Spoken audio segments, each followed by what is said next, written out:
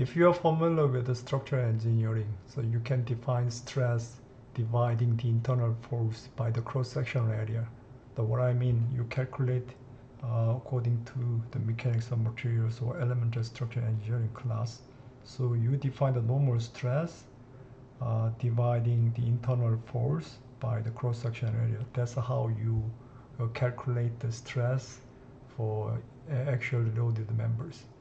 And then another way, if you consider the flexor member, the normal stress can be calculated by means of the well-known flexor formula, the internal bending moment, and the y coordinate divided by the second moment of inertia. That's how you calculate the uniaxial or the normal stress value.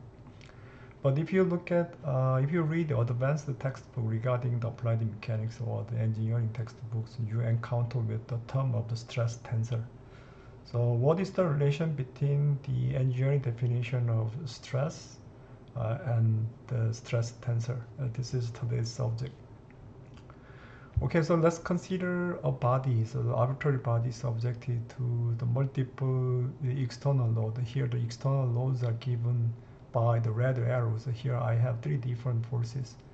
And then if you consider a section or a point P, with respect to point P, we can set up an interface.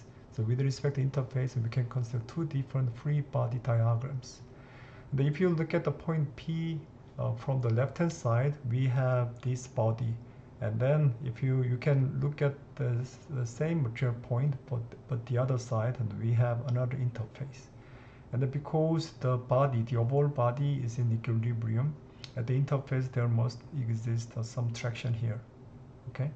And then according to Newton's third law, the action and reaction, Newton's third law, and then in the other side we must have exactly same traction but the opposite sign here. And that's how we satisfy the action and reaction and equilibrium condition.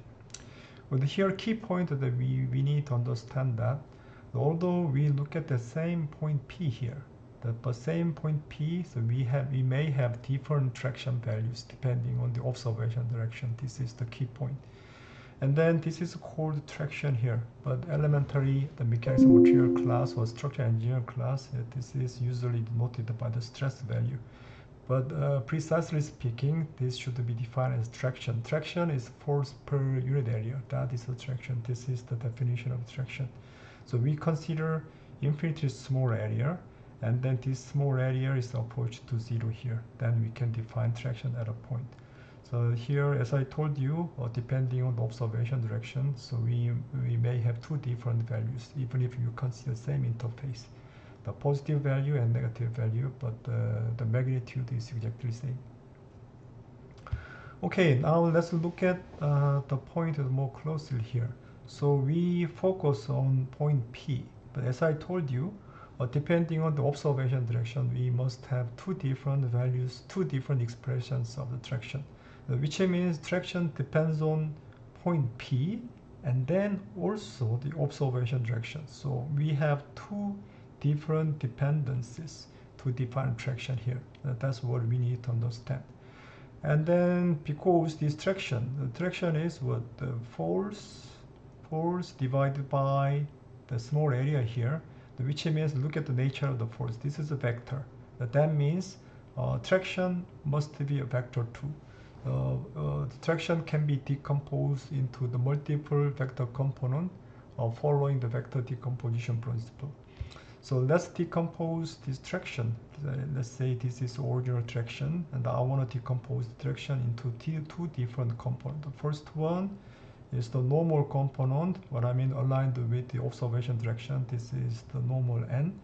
And then the remaining is the tangential part. That's why the traction can be decomposed into the normal component and the tangential component. Let's look at this plan on top. So this plan can be plot like this, and then the normal component becomes just a point, and then we have the tangential traction like this. That make sure the tangential traction can be further decomposed into 2 different components if you define this coordinate system on this plan, isn't it right? All right, so now since here we understand that we may have different tractions, for the same stress state. Let's say we have certain stress state. The stress state can be projected into a cube. So in this cube, I have exactly same stress state here.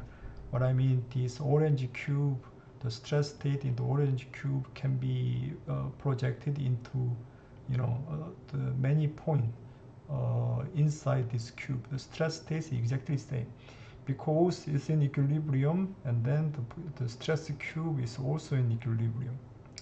Okay, and then we can consider the interface to read the traction. Following the coordinate direction, let's say this is x1, and then we can consider this interface. And then depending on this observation direction, let's read the traction in two directions. Then, this is the direction of my plan. We may have different traction here. And then we can read the same stress state in that direction, in the other direction. Then we must have exactly opposite direction of traction with the same magnitude to satisfy the force equilibrium and Newton's third law. And we can do this procedure for three different coordinate axes. We call this plan surface. Then we may have three different tractions, and then three different tractions to represent three different tractions because each traction is a vector. To represent traction, we need the magnitude of traction in the coordinate direction, and then we need the direction of the coordinate to represent the traction itself. Okay, so summarizing, to represent the stress state, we need a direction where we read the traction, and then also we need a set of normals to represent the traction itself. And here on this side we have three different traction components. Okay, that's how we represent this. Okay, look at this. Now in this three-dimensional stress cube, because the traction on this facet is exactly opposite in the other side. That's why to save the information of the traction, we may handle only three different facets rather than handling all 6 different facets. Okay, so let's keep only the tractions in 3 different facets in the matrix form. This is the traction that we read in the direction of E1, and then this is the traction that we read in the direction of E2, and then this is traction that we read with respect to normal represented by the E3. Okay, for E1, E2, and E3. Then we're gonna have this matrix form. I have 3 by 3 and the 9 different the magnitude of traction components. This is we call this is a stress tensor.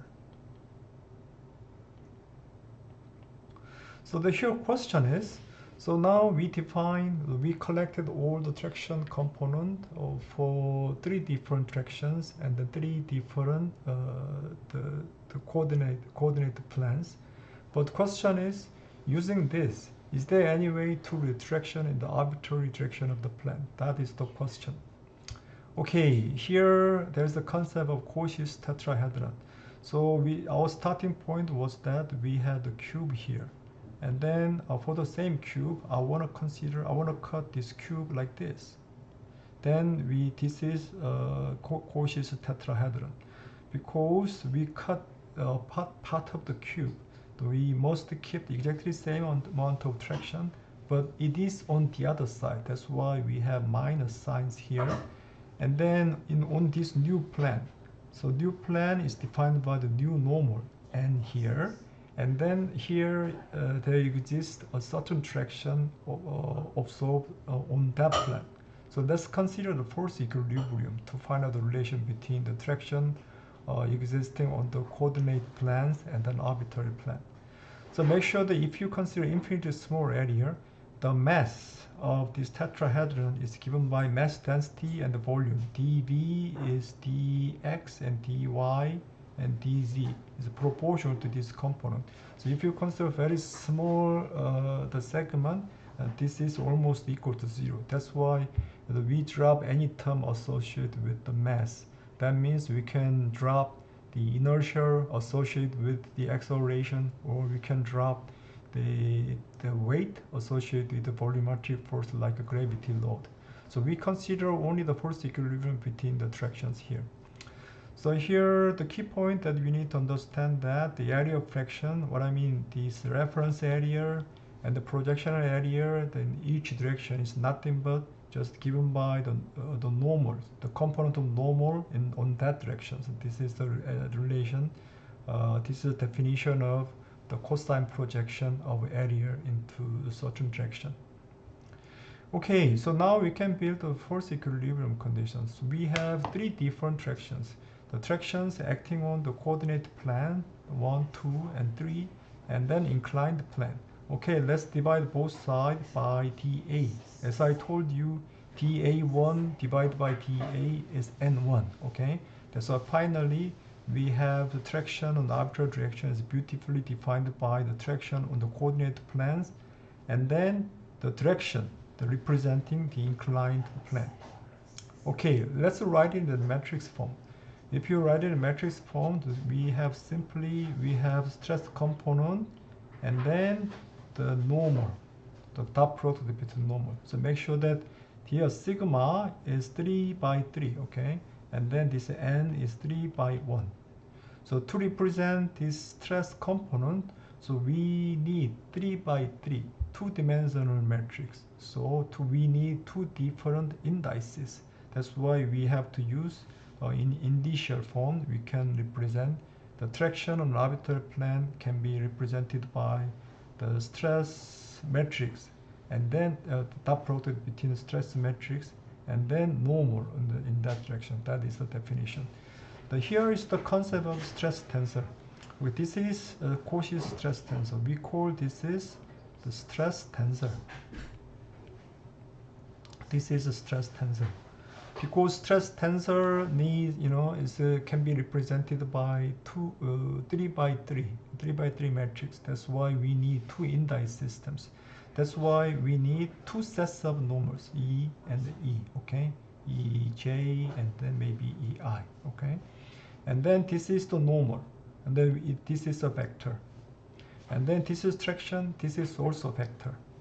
Okay, simply symbolic rotation, we can write T underbar. 1 underbar means that we can represent the physical quantity using only one set of base vectors. And then this is given by stress tensor. Stress tensor needs 2 bars. 2 bars means we need two sets of the normals to represent these physical quantities. And then we consider dot product between the stress tensor and the normal representing the arbitrary directions here. Okay, this is how we represent traction using stress tensor. So this is stress tensor, and then this is a normal how we observe the stress state. And this is the definition of stress tensor. In summary, traction is an arbitrary orientation of surface quantities, and opposite side of the same internal interface. We have exactly the same amount of traction, but with the opposite sign. And then the equilibrium of Cauchy tetrahedron gives so-called the stress tensor definition. Simply speaking, the stress tensor is nothing but a linear operator to obtain traction on arbitrary plane. This is the definition of stress tensor. Okay, I hope this is very helpful for your study. Thank you.